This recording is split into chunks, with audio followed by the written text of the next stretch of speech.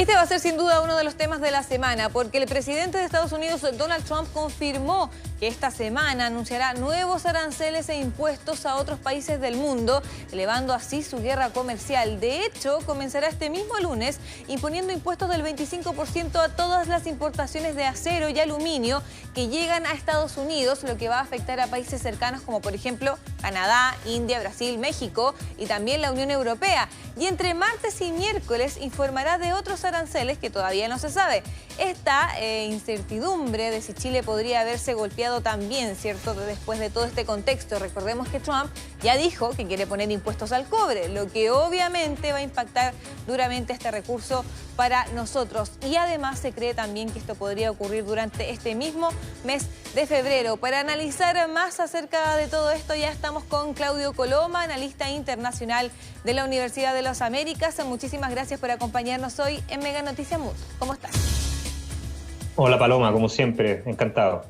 Sí, bueno, Claudio, muchísimo por analizar, pero quedémonos con lo último, ¿cierto? Lo que sucede en el trayecto de Donald Trump cuando iba hacia Nueva Orleans, ¿cierto?, para ver el Super Bowl, que por lo demás fue el primer presidente electo en funciones en asistir a este tipo de evento, que le comunica a la prensa de manera bastante, podríamos decirlo, coloquial, ¿cierto?, que va a finalmente a aumentar los aranceles hasta un 25% al acero y al aluminio. ¿Qué podría significar eso tanto para la economía estadounidense como para la global?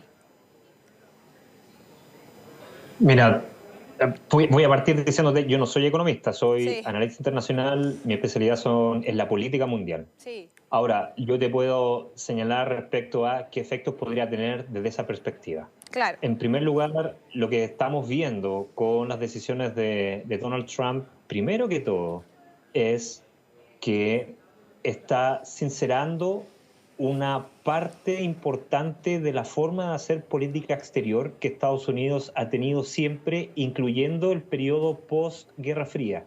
Es decir, independientemente de la globalización y la liberalización del comercio que vimos como doctrina y como punta de lanza de Estados Unidos y de otros países como Chile, siempre hubo una política en el subterfugio que fue proteccionista por parte de Estados Unidos.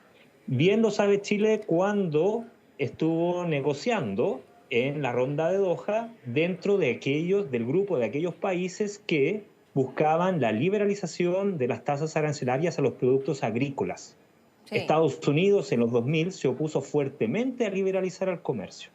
En ese contexto, lo que trato de decirte, Paloma, es que si bien lo que está haciendo Donald Trump nos sorprende y nos preocupa porque afecta la liberalización del comercio, de cierta forma él está transparentando algo que Estados Unidos viene haciendo o nunca ha dejado de hacer para proteger su propia economía. No olvidemos que incluso la Unión Europea también suele hacerlo. Ahora, lo que estamos presenciando hoy día es a un líder político que está llevando estas fronteras de la protección un poco más allá de lo tolerable, digamos. De hecho, ya lo había hecho durante su primer mandato, ¿cierto? Lo hizo al menos con el acero, no con el aluminio, o quizás creo que fue con un porcentaje inferior, 25% para el acero y 10% para el aluminio en esa ocasión. Y tengo entendido que al menos una de esas dos medidas fueron canceladas durante su mismo propio gobierno y luego lo que quedaba de eso fue derrocado por Joe Biden. Así es. Mira, volviendo a ese tipo de tema en particular y retomando tu pregunta inicial, la segunda parte de la pregunta, si podemos hablar de consecuencias para la economía, particularmente la economía estadounidense, y te lo digo desde la perspectiva de la política, no desde la economía en sí misma, pero a mí me parece que esto va a redundar en inflación. La inflación ya está alta en Estados Unidos y en economías aledañas como la mexicana, y el hecho de subir las tasas de importación a un elemento fundamental para la industria estadounidense, me parece que eso redunda en el aumento del coste de la vida de los estadounidenses en la medida que van a adquirir productos provenientes de ese material. Sí, de hecho, varios países que han reaccionado de manera prematura, porque no conocemos los detalles todavía, había dicho que iba a hablar hoy, eso todavía no sucede, quizás pueda ser mañana para conocer mayores detalles, pero mencionan que no han sido primero notificados oficialmente y que segundo, esto también los va a afectar a ellos mismos como economía, hablamos de la economía estadounidense, o sea, acá más que beneficios, al parecer ambas economías involucradas, en cualquiera sea de los casos, se van a ver afectadas. Efectivamente. Mira, los efectos concretos yo creo que no queda otra que esperar a que se desencadenen. Bien, pero sin duda lo que estamos aquí en presencia de es, y te lo había creo dicho en una entrevista anterior, a mi juicio estamos frente al fin de una generación, Trump la simboliza, una generación que desde el final de la Guerra Fría hasta hoy día abogó por un modelo de orden mundial que apelaba al libre comercio, a pesar de estos subterfugios que te estaba explicando hace un rato atrás. Pero Trump sinceriza esto y podríamos decir que estamos entrando en una era post-liberal, tanto en Estados Unidos como en el mundo. Eso desencaja al resto de los gobiernos que todavía tienen esperanzas o todavía están en un set de prácticas asentadas en torno a estos principios. Democracia, libertad, libre comercio. Y naturalmente que eso explica la preocupación de Europa o de otros vecinos que son estratégicos. Porque no solamente se ve afectada la economía en sí, se ve afectado el orden. Sí, y además también existe preocupación, ¿cierto?, por este movimiento de ultraderecha muy afín a los pensamientos de Donald Trump que se está, podríamos decir, expandiendo, sobre todo acá en Latinoamérica. Lo vemos en el caso de El Salvador, en Argentina, ¿cierto?, donde Donald Trump es mirado como un modelo a seguir. Podríamos pensar que medidas de ese tipo quizás podrían ser aplicadas en otros países también en un futuro. Mira, siguiendo con la tesis del fin de la era liberal o entrando a una era post-liberal, lo que tú planteas como antecedente hace mucho sentido. En el siguiente aspecto, no se trata para mí que Trump esté cambiando radicalmente algo, bien, en función de generar problemas. Lo que trato de decir es, la democracia como sistema político viene presentando problemas de corrupción, de transparencia, de cooptación en diferentes países que abrazaron ese modelo, ese régimen político desde el 90 en adelante. Y lo que vemos con Trump es una reacción política, un movimiento político a ese degradamiento que ha tenido la institucionalidad democrática en varios países. ¿Qué hablar de Ecuador o Argentina, que digamos son los parangones de este proceso de degradación del régimen democrático? Me parece que un país pionero en sufrir ese fenómeno fue Venezuela. Entre los 80 y 90, Venezuela institucionalmente era bastante pobre y estaba en una crisis de legitimidad muy alta. De cierta manera, eso explica el ascenso de un líder como Hugo Chávez por el lado de la izquierda. Ahora, en el resto de las democracias, como la estadounidense, que están sólidas, naturalmente que el proceso tomó más tiempo en madurar y hoy día vemos a esta figura como Trump tratando de cambiar las reglas del juego con una consigna que hace bastante sentido para los estadounidenses. Él está diciendo, vamos a cambiar un set de prácticas, por ejemplo, reducir el presupuesto, eliminar ciertas instituciones como USAID, entre otras, porque queremos acabar con la corrupción. Queremos acabar con el malgasto del erario público y queremos hacer Estados Unidos America Great Again. Ese tipo de lógica perfectamente replicable o puede ser replicada en otros países. Además, también mencionar que él argumenta que detrás de todo esto está su intención de reducir el déficit comercial, argumenta razones económicas, pero la verdad es que varios analistas y también algunos países apuntan que lo que hay detrás es algo político, si también consideramos las otras menciones que ha hecho con respecto a aumentar los aranceles. Por ejemplo, lo que sucede con México y Canadá, que todavía están en stand-by, pero ellos tendrían un 25% más aún. Y sabemos que ahí las relaciones vienen bastante tensas desde antes, incluso que él asumiera la presidencia. Sí, bueno, recordemos que están en pleno proceso de negociación Canadá y México para frenar una primera ola de medidas de alza de tarifas.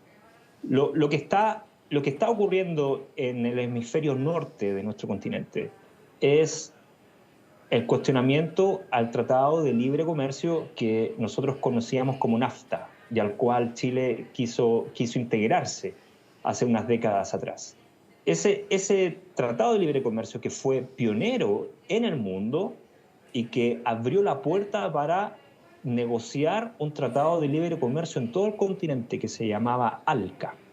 Bien, ese modelo hoy día está en pleno cuestionamiento porque ya llevamos prácticamente 2 décadas de integración económica y que hoy día, producto de la ralentización de la economía estadounidense, que no creo que sea producto del Tratado de Libre Comercio, o no creo que esa sea la única causa, pero en su lógica de simplificar la política a un lenguaje que sea lo más ramplón posible para que le haga sentido al ciudadano promedio estadounidense, Trump elige muy bien a sus enemigos o a sus adversarios o a las causas negativas de una crisis, y en este caso el Tratado de Libre Comercio o la alianza comercial con Canadá y México son las primeras víctimas. Sí, y además para también quedarme un poco con esa idea, ir cerrando también el tema, ¿qué país podría resultar el más afectado? Porque sabemos que Canadá es uno de los principales exportadores y además aprovechando la arista política que tú nos puedes contribuir en esta conversación, que además existe toda esta lucha durante este último tiempo donde incluso Donald Trump propuso de manera explícita que Canadá se transforme en un estado más de Estados Unidos. O sea, en esta lista de afectados aparece Canadá como uno de los principales, pero también está México, India, Corea del Sur, Brasil y Chile. No me gustaría tampoco dejar atrás Chile porque exportamos aluminio y también acero a Estados Unidos de forma, de todas maneras, importante, y más adelante incluso podía ocurrir algo con el cobre, que sabemos que es nuestro principal materia, cierto, prima que exportamos.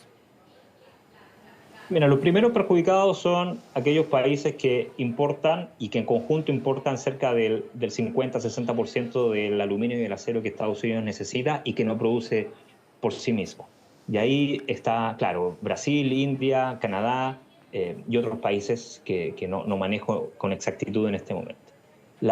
Déjame ser un poco sarcástico acá. En ese contexto, Chile no sufre tanto. Es Ya. decir, la crisis que está viviendo Huachipato y la siderurgia en el sur, en Talcahuano, naturalmente que están en este contexto. Hoy día nuestra industria acerera está en un punto que, digamos, es bastante bajo en desarrollo. Chile ha dejado pasar ese proceso de desarrollo o esa oportunidad de poder potenciar una industria que es fundamental para la industrialización de una nación. Y hoy día estuvimos el año pasado a punto de cerrar la principal siderúrgica del país. En ese contexto, por eso, déjame ser un poco sarcástico en ese sentido, Chile no se ve tan perjudicado. Ahora sí, me preocuparía más en el futuro si es que Trump anuncia tarifas a precisamente otros productos que son vitales para nuestra economía. Cobre, litio y naturalmente que la agroindustria. Estados Unidos tiene una agroindustria bastante potente. Sí. Bien, recordemos la crisis de la uva. La crisis de la uva está a la vuelta de la esquina. O sea, estábamos preocupados porque Milei no fue a los 40 años del acuerdo del Tratado de Paz y Amistad con Chile. Bueno, la uva con Estados Unidos, la crisis de la uva es más reciente.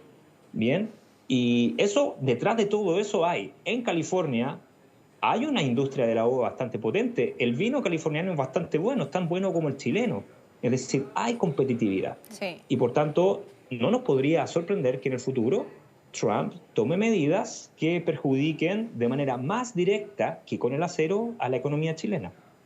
Bueno, vamos a ver durante esta semana los anuncios que él prometió, ¿cierto?